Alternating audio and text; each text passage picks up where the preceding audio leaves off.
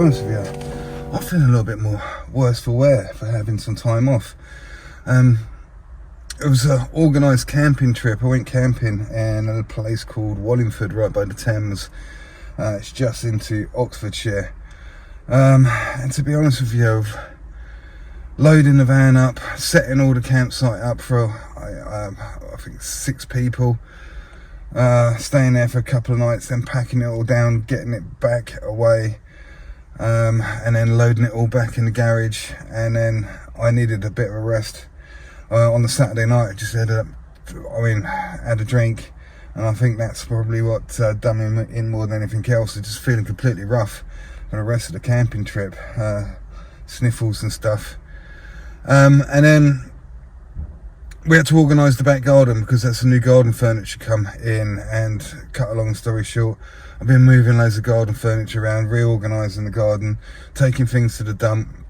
And then on top of that, we had to fit in some driving lessons for my daughter, as I was doing the lessons with her, because they're expensive. It's like £34 an hour, and it's a minimum of 2-hour driving lessons, isn't it? So it's like £75 per lesson. So we had to cram in a load of driving as she was going to Chertsey on Tuesday. So I had to take the day off Tuesday for her actual driving test, which she passed, fortunately, so that's all good as well. And then Tuesday the garden furniture turned up, and then it turned out it was too big. We couldn't get it through the front door, and I had to get it over the neighbour's fence and stuff. And then like at 7 o'clock at night, I still had the dump run to do, and now I'm back at work.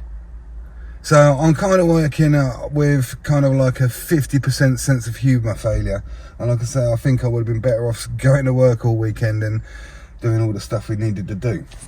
Okay, so we are inside the job, and I am under pressure to get quite a large amount of work done to try and fit another job in. I might have to work the weekend. It's full on at the moment, full on, and I'm tired already, so let's see what happens. But this is what I've been presented with today. This is what I've just walked into. So look, that's come off of there already. So in here, it's just the ceiling, which is artex. And as you will see, there's coving as well. So what's happened here, I assume, is the electrician has cut this big section out and run wires for downlighters, and these will all be going. It's not ideal in here with all this furniture. I mean, ideally, especially like the TV and stuff like that in here, rooms need clearing out. I've got some more dust sheets to throw over things, but look, that plastic is just not heavy enough to stay on there. Look, a gust of wind has taken that off. So I'm going to throw some more dust sheets on there. So, I mean, I can do this sort of job, but this isn't ideal to send any plastering. We're going to really have to take our time and do this quite slowly and methodically, and just cause as little mess as possible. I mean, normally if you can lean over something, but you know, it makes things complicated when you've got furniture in the room as it is, and all the carpet staying, etc, etc. So what we need to do is, and what I have already done, is got some fibre tape over these plasterboard joints, and we're starting to learn the room already. So as we can see, we've got this kind of like broken leather pattern up there, which is quite thick. But fortunately, it's not too pimply, because normally I'd have to give something like this a scrape back. So I think we're going to get away with going over this. And as we go, I'm going to have to pop out little bits that show up at a time. After jumping up here and putting these scrims on, if it comes out on the camera, now look how that scrim is riding up and down, which is showing us, look at that snaking about, it's showing us the shape of this ceiling. So I'm going to say the joists are going this way, and this board is riding up and down all the way with the joists.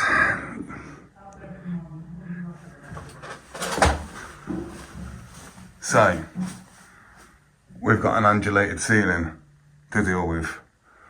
Now, if we come this way, we'll be filling the joint, all these deficits, because the 20-inch trowel we tend to use is going to span them. So if we come this way, if we go this way, we're going to roll with them. I'm thinking, looking at it, I might have to roll with these rather than fight them. I was saying that, look, I'm going to have to fill out things like that. You see the difference in the coving there. Really thin, really thick on the lip. So that just needs attention. The other thing that's probably good to mention as well on something like this is, and the way I tend to do them, so let's come up here where the light is.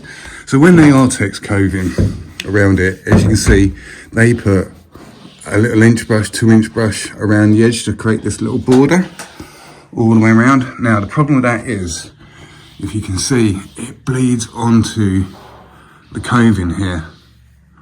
You see how undulated that is? That is artex on it left from the brush.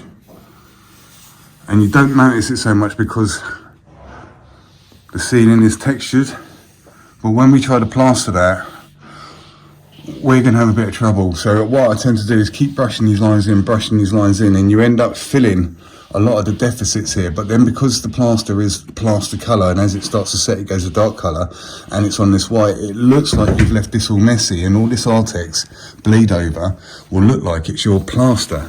Now what's going to happen is, we can't really scrape this, it's really dry at the moment. If we scrape it, we're going to cause more damage than good. And then when we plaster it, this is all going to become really wet. So then again, if we scrape it, we're going to end up digging into this artex through the paint, and then it's going to cause more damage than good. So what I tend to do, and what I recommend, is we plaster this, keep brushing it in, which gets rid of a lot of this, fills a lot of these deficits in. And then just before the ceiling is painted and when it's dry, get a block with a bit of sandpaper and sand this back, because we can't sand it when it's wet because it's too claggy and everything. So that is the best and easiest way to deal with artex all over this lip of the coving if you are to plaster the ceiling. So yeah, let it dry, sandpaper on a block, run it across here, and it will just take all that off and just neaten that right up, and it will make a much bigger difference. I mean, that's not ideal anyway, is it? Look at that.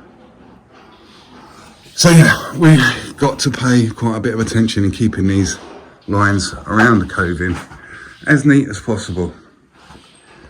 So, first things first, got the scrims up. Now we need to get some polyvinyl acetate over it, polyvinyl adhesive. Because we need to actually physically glue the plaster to this painted surface. So I've already given it a check, it feels quite solid. It's got a sheen to it already, which suggests it's got silk paint on it, which is going to be quite waterproof as well. So there's not going to be much suction from this surface. So we will have quite a bit of time to play around. It's not going to, you know, suddenly pull in on us and have all the moisture ripped out a bit too quickly that we can't get it under control. So yeah, we've got some play time. But we're going to get some PVA over it right now. So my PVA tub, I have it in the back of the motor. This lid goes on top of it, and I can keep PVA kind of ready to go, but we need to fill it up again. And we've got this stuff, 4-trade PVA, and as you can see, it's quite gloopy. Different brands of PVA tend to be sometimes thicker and thinner than others, depending on the strength. You just never know. But we've got a little bit of water in there already. I'm going to put the camera down and do this with both hands, and we're going to get enough PVA in there and then mix it round so it's kind of like a single cream sort of consistency.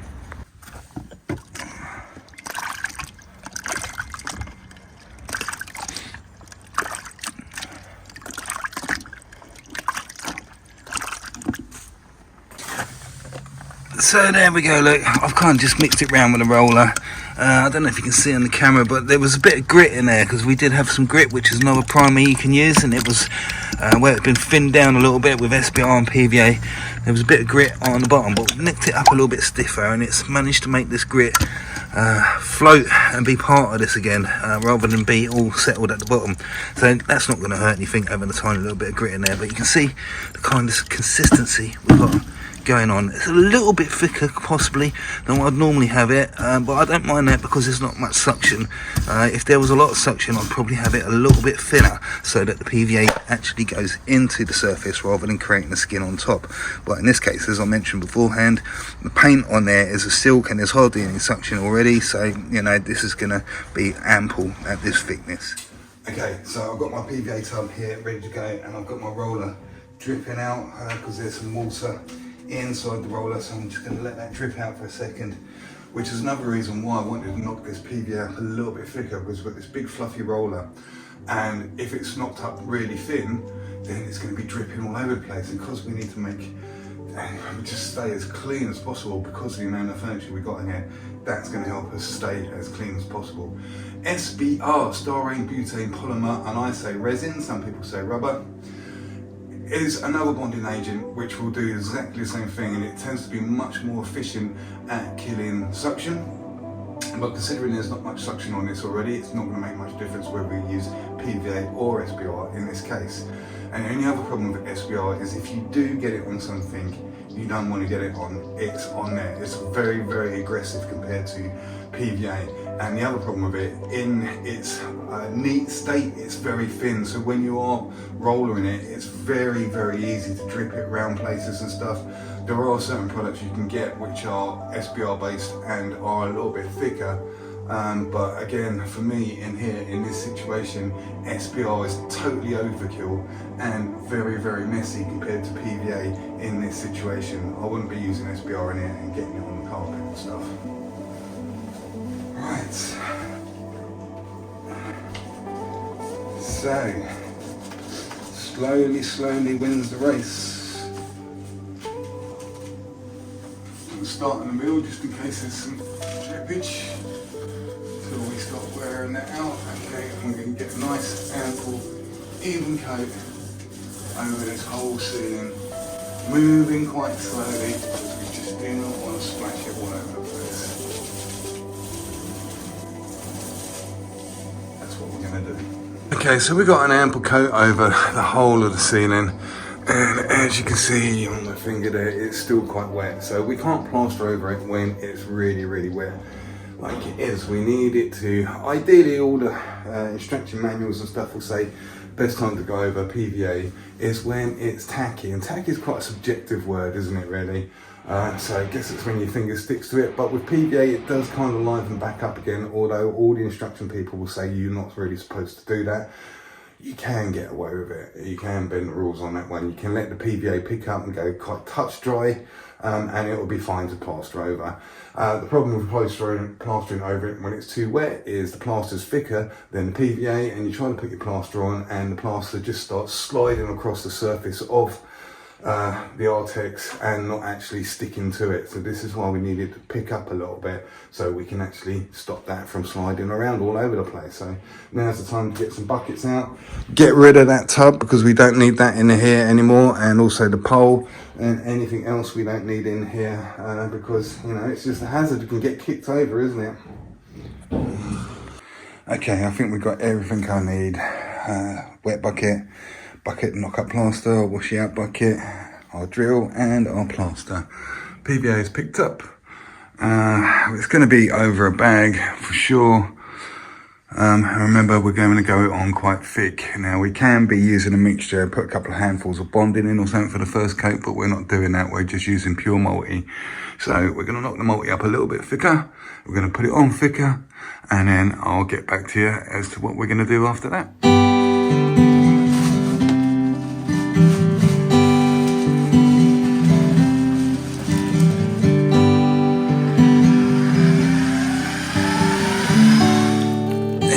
Nice and chubby.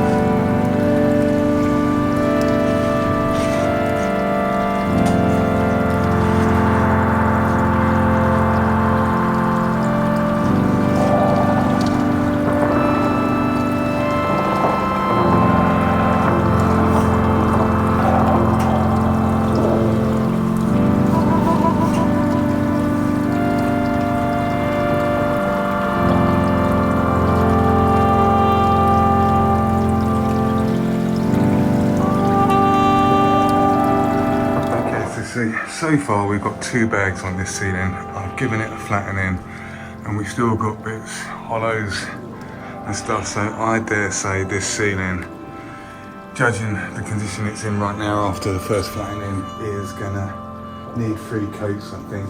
It's still, with that 20x5 carbon steel trail, although it does straighten things up.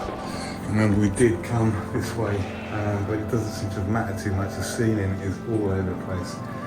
And, well, the 20x5 does straighten things up. If we can use the smaller trail, but we would have followed a lot more of the undulations, so I'm quite happy with getting them out, but it's going to take 2 attempts, it's that bad in here. So we're just going to let this pick up for a little bit, and then we're going to come and put another coat over it. See that there's a real low point there where the artex is coming through, where it's really thin, really thin, really thick, really thin, really thick. It's all over the place. But remember, we put 2 bags on. A lot of that was taken up in the depth of the texture, so I'm probably going to knock up about half a bag, and hopefully that's going to get us all the way across the ceiling again, but obviously going on a lot thinner because we've already taken the depth out of it. Okay, it was a good guess at around about half a bag. That's all we got left. And remember, every time we're knocking up, we're keeping this, washing this round into the fresh water, creating dirty water to sand the next layer off. And here is the second layer of plaster, which has gone on. It has not been turned around and flattened in yet, and it has gone on a lot better than that first coat, but we are going to give it 3 coats. There's still some troublesome areas, still some troublesome trail mark areas. For some reason this is hanging really low and then it flies back up and then it curls round this way and there's a big bulge in it this way. So this is why we've had to make some very deliberate trail shapes, directions to try and ease that round. I mean, because there's only so much you can do. That's really quite a low point, and it's very difficult to show that on video. So again, let's pick this, let this pick up for a little bit and then come back and get another coat over it.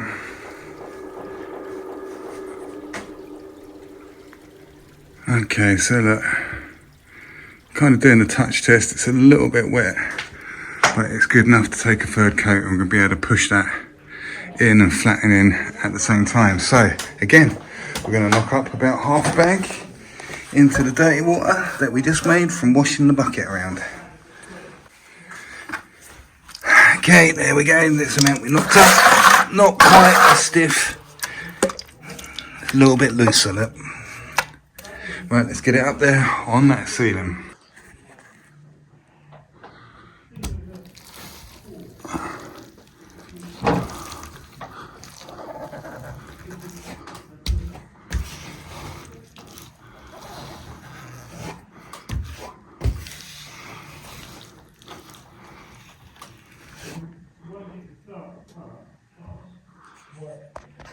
Okay, the 3rd coat has just gone on and it's looking much more agreeable. I've started troweling up along here with my wet brush, and this is why I quite like using these smaller ones, because when you've got something like this along these internals, look, if there's anything particularly bad as I'm coming along, get your thumb across it and just straighten out, so you can hold your thumbnail, hold down the coving, engage it, and then of course bring your brush in and brush that in.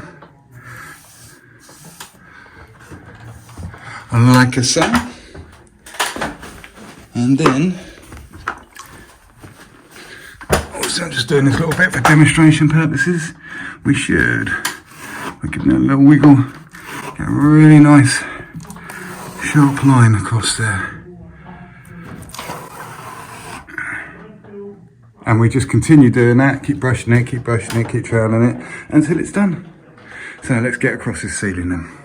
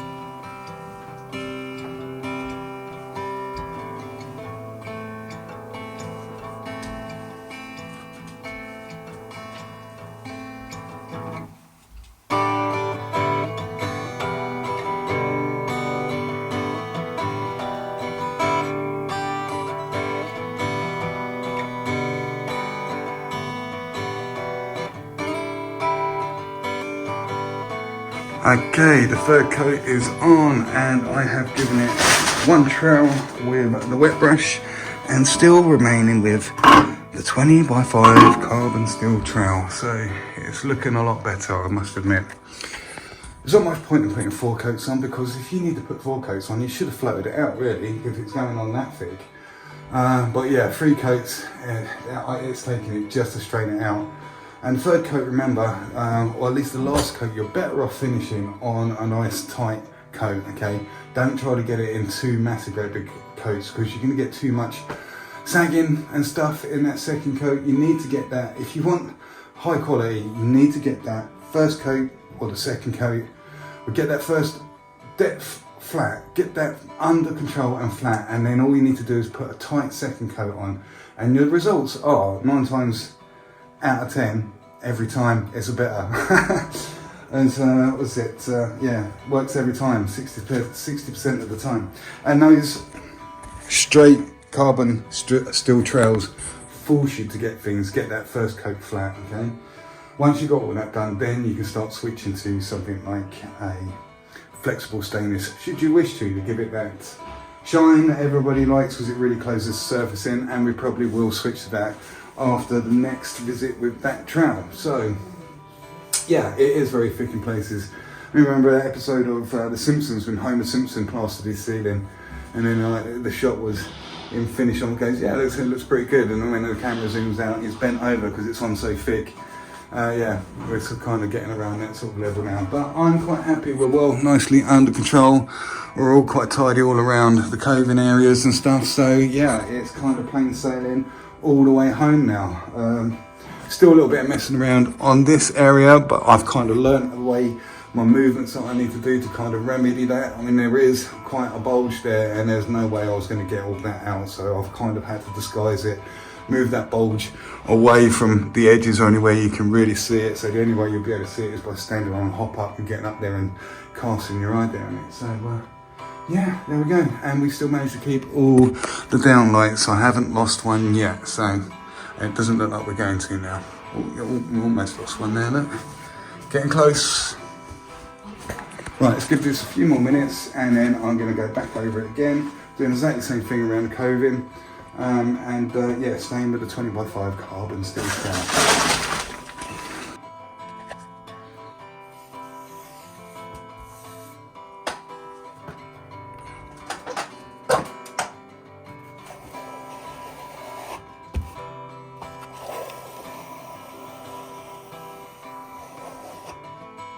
Okay, there we go, that's the ceiling finished. And I've got my labourer in for the last section, helping me clean off the coving, etc. And he's accidentally spilt some orange juice down there as well, so we've got to clean that up. So there we go, look, there's the shine that we get from using those carbon steels. So considering what this ceiling looked like earlier, and we've had to keep this as clean as we can because there's, well, ideally no painting going on the walls. That's why we're going around with a sponge, just getting any loose bits that might have got down there. And I think we've done a pretty good job considering we haven't even plastered all these walls up, so it's looking all right. All the holes are cut out. And I think we're looking pretty shipshape.